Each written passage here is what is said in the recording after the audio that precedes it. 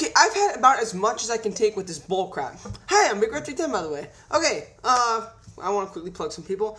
I want to plug, I think it's PWPunk23. I can't see it. He's on Skype. Yeah, very smart guy. It's MrWWEUpdate's new account. I told him not to do it. I told him not to switch into this account because I don't think it's a good idea. His rationale was, well, you know, he has a lot of dead accounts. He only gets half the views of his actual subs. That's what all accounts are like. I mean, seriously, I have 800 subscribers now. Thank you for all that, by the way. And I only get around 300, 400 views per video. And if it's an ROH video, forget about it. I've done an ROH video with 700 subscribers when I only got 100 views. Seriously. All accounts are like that, eventually. And he's going to just drop into... He's going to, like, really set back all the progress that he made.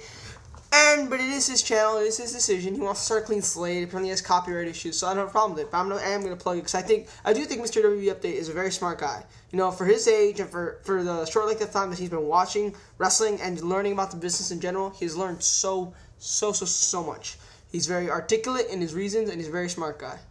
I won't plug his account because, you know, I don't like plugging people who have more subs than me because I feel that younger, other people need it more. But I will plug this account, even though it's the same guy. There you go. Okay, so, okay, this is the video to all the Survivor Series, the end of Survivor Series haters who have been going insane.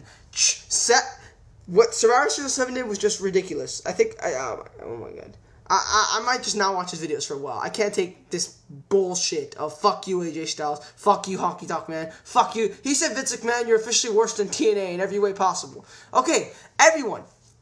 There's several reasons why Survivor Series fell. This is mainly the trademark because I can't make a response to Seth because I just can't make a response to whatever the fuck that was. But what Trademark said, he gave articulate points, and I'm going to respond to those articulate points. Point number 1.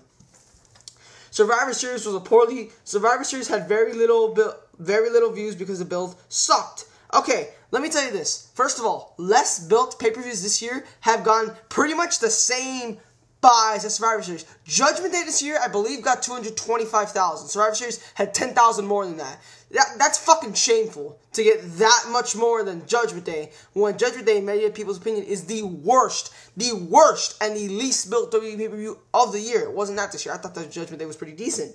But Survivor Series, even with that, I mean, sure, you had Cena, Triple H, and Michaels. Was the build great? No, it wasn't. It wasn't very good at all. Was the build for Edge and Jeff Hardy any fucking good? Horrible. No, it was worse. And what's worse is, guys like Cena, Triple H, and Shawn should have been able to draw a good enough number. Maybe it's finally time that the fans are saying, okay, you know what, fuck the WWE, because people who only watch Big 4 pay-per-views, this is on my TV again. That's why I'm mad. That could be the reason. I personally don't think it makes up for shit. And I'll get more into that.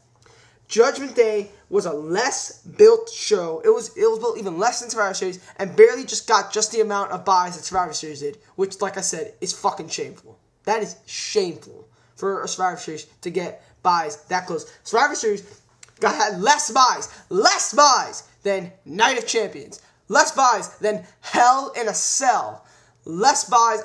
It was pretty even with TLC. I think I still got more than TLC. Less buys than SummerSlam, obviously less buys than the Rumble, less buys than No Way Out, less buys than Mania. I'm not gonna, no, actually I did not get less buys than the Bash. Extreme Rules is a maybe. I don't remember the buys for Extreme Rules. Actually, I think it did get less buys than Extreme Rules too. It should always be the number 4 or the number 3 most bought pay-per-view of the year. People are saying, oh, it's a recent thing. You know, Survivor Series has been doing good for years. And, you know, this year. No! Survivor Series last year, while it still was, you know, a pretty good buy rate as far as pay-per-views goes, it was still horrible for Survivor Series. Last year's buy rate was the worst Survivor Series buy rate ever. And then this year, it was even lower. Survivor Series has been going down the fucking drain. And you can say, make the excuse, oh, well, that's because the product has gone down the drain. How come the buy rates for the Rumble and Mania have remained steadfast? I don't care if the name or the concept itself. Other bullshit pay-per-views that no one cares about have been doing pretty much the same or even better than that in recent years, when the WWE has gone on its recent tread since 2007, 2006 of absolutely being horrid. So that's a horrible argument, because if the other pay-per-views have been pretty much the same and even better, yet your Big 4 pay-per-views have been going down, well, not just Big 4, just Survivor Series. No excuses. None. Okay, Survivor Series has had other pay-per-views that had even weaker. That's right, folks. Weaker build than this one. Do you remember the build for Survivor Series last year? It was trash. Trash. Sure, we had a women's match. We had a casket match with very little hype going into it because they're No Mercy and their Cyber Sunday match got hype. This match got hype, but nowhere near to level, especially a fucking casket match should, as much as I hate those matches.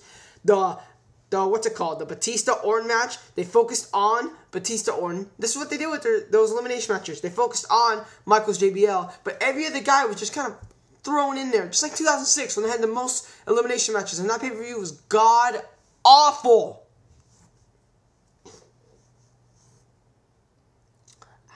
Okay, I'm not going to say 2003, even though it's close. Triple H Goldberg, the build was not that good at all.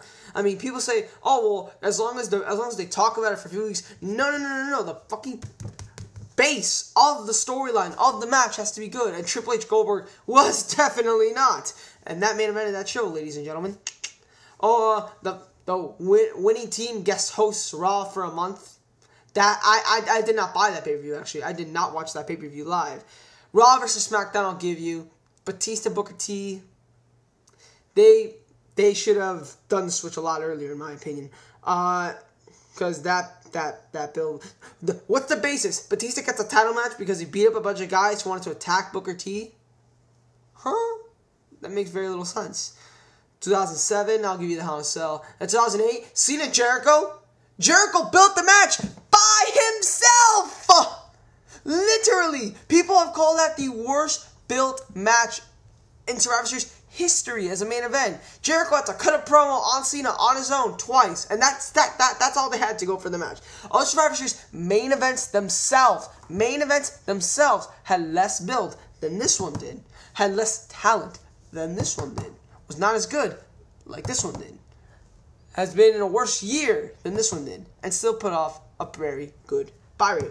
Alright, Jared, you also said, well, Survivor Series has always been a very fun show this, fun show that. Okay, a show can be very entertaining, but I still think, I don't want to be too smarkish here, but I still think it has to get to that point where, the matches are very good. And Jared, coming from a guy who's reviewed every single Survivor Series from 2001, actually no, 2000? I think it was 2001 through 2009, you gave like 3 of them an 8 or higher. Everything else was below that. And you go on to say, yeah, it's one of my favorite pay-per-views, I enjoyed it so much. You gave them like nearly all of them a 7-something, a 6-something, a 4 in one of them. And yet you say it's one of the most enjoyable pay-per-views of all time. I do agree, yes, there's a certain thing of Survivor Series that make pay-per-views enjoyable, but it does get to the point where the quality of the matches has to be good. I mean, you can't just have like completely shit card, enjoy it, and say it's a good pay-per-view you'd recommend for people to buy. You wouldn't recommend, would you seriously recommend me to pay $40 for the pay-per-views that you saw? No, I don't think you would. Survivor Series, well, I think I've done all that. So yeah, the Survivor Series build has sucked, but other pay-per-views that year had a worse build. Oh, the Bash, even though the Bash didn't do that well itself, but so I'm not going to mention it. But Judgment Day, like I said, had horrid build. Here's a great example. Bragging rights. Probably, in my opinion, the worst built WWE pay-per-view this past decade. There we go, ladies and gentlemen. I'm going to say that right there. The worst, well, December to December, but besides that, the worst built WWE pay-per-view this decade. I have not missed a WWE pay-per-view since 2004.